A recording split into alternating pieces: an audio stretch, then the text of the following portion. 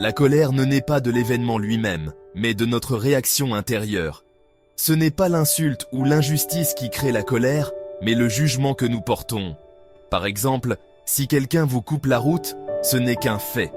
La colère apparaît quand vous pensez « c'est un manque de respect ». Ce jugement allume le feu. Sans ce jugement, l'événement passe sans laisser de traces émotionnelles. La colère a besoin de notre permission pour exister. Nous pouvons apprendre à observer ce moment de choix. Reprendre le contrôle sur nos réactions, c'est retrouver notre pouvoir. Comprendre cela, c'est le premier pas vers la maîtrise de soi. La colère n'est pas une fatalité, mais un choix. Imaginez, votre train est annulé. C'est un fait neutre, sans émotion. Pourtant, certains se mettent en colère, d'autres restent calmes. L'événement est le même, la réaction diffère. Ce n'est pas l'annulation qui cause la colère, mais le jugement que nous portons. L'événement extérieur n'est qu'un déclencheur. Notre esprit décide comment l'interpréter. Le pouvoir se trouve dans l'espace entre l'événement et notre réaction. Nous pouvons choisir notre réponse. La liberté commence ici. La colère semble automatique, mais ce n'est qu'une habitude. Nous avons donné notre assentiment à la colère tant de fois qu'elle surgit sans réflexion, mais c'est toujours nous qui lui donnons la clé. Chaque colère est une permission silencieuse. Prenons un exemple. Votre ordinateur plante. L'impression « c'est une catastrophe » surgit. Si vous y croyez, la colère suit. Mais vous pouvez refuser cette permission. Suspendre l'assentiment, c'est garder le contrôle. Peut-être qu'il y a une sauvegarde, peut-être que le travail peut être refait. Refuser la première pensée paniquée, c'est refuser la colère. La colère n'est pas une fatalité, mais un comportement appris. Comme toute habitude, elle peut être changée. Cela demande de la pratique et de l'attention. Il faut apprendre à saisir ce court instant entre impression et réaction. C'est là que nous pouvons choisir la paix. La colère n'est pas une partie immuable de nous. C'est une habitude de jugement. Nous pouvons la transformer. La liberté commence par ce choix. Refuser la permission à la colère. Les stoïciens proposent un exercice simple, créer un espace entre impression et réaction. Première étape, reconnaître l'impression pour ce qu'elle est. Une simple pensée. Dites-vous, ceci est une impression, pas la réalité. Deuxième étape, suspendez l'assentiment. N'acceptez ni ne rejetez l'impression, observez-la simplement. Cette pause permet à votre esprit rationnel d'entrer en jeu. Troisième étape, ne luttez pas contre l'impression. Laissez-la passer comme un nuage. Vous êtes le ciel, pas le nuage. En ne luttant pas, l'impression perd de son intensité. Quatrième étape, examinez l'impression avec lucidité. Posez-vous des questions. Est-ce basé sur des faits? Y a-t-il une autre façon de voir? La plupart des impressions de colère ne résistent pas à ce test. En les examinant, vous les désamorcez. Vous pouvez alors choisir une réponse rationnelle. Ce processus transforme la réaction automatique en choix conscient. La maîtrise de soi commence ici. Pratiquez cet exercice chaque fois que la colère monte. Avec le temps, il deviendra naturel.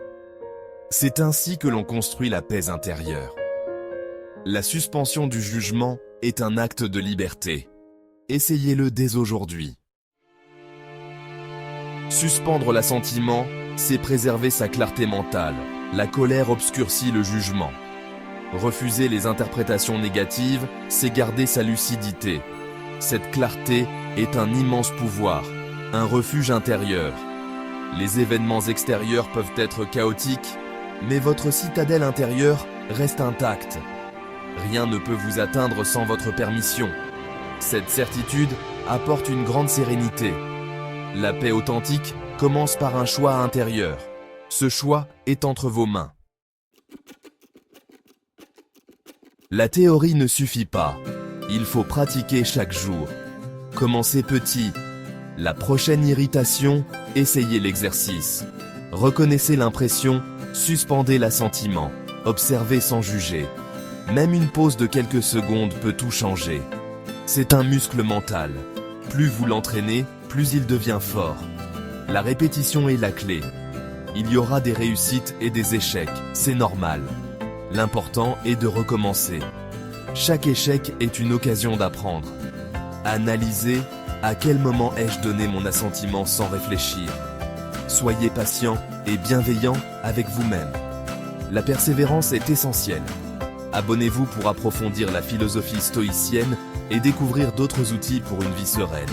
Chaque vidéo est une nouvelle occasion de progresser. Rejoignez une communauté qui cherche la sagesse et la tranquillité. Votre soutien nous permet de continuer à partager ces idées. Partagez cette vidéo avec un ami qui lutte avec la colère. La philosophie est faite pour être vécue et partagée. En expliquant ces idées, vous les maîtrisez mieux. Ensemble, nous avançons vers plus de paix intérieure. Pratiquez, partagez, progressez. La maîtrise de soi se construit pas à pas. La colère commence quand nous donnons notre assentiment. Elle ne vient pas des événements, mais de nos jugements.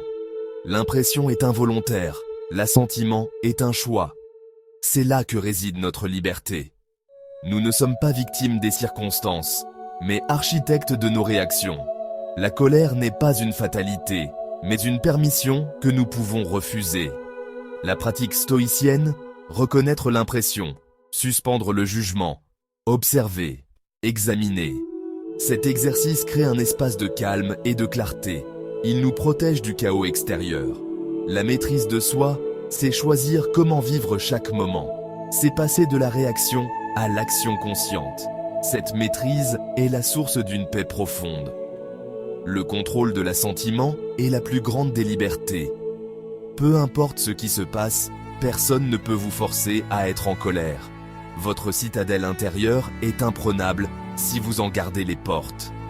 En refusant les pensées destructrices, vous affirmez votre souveraineté sur votre esprit.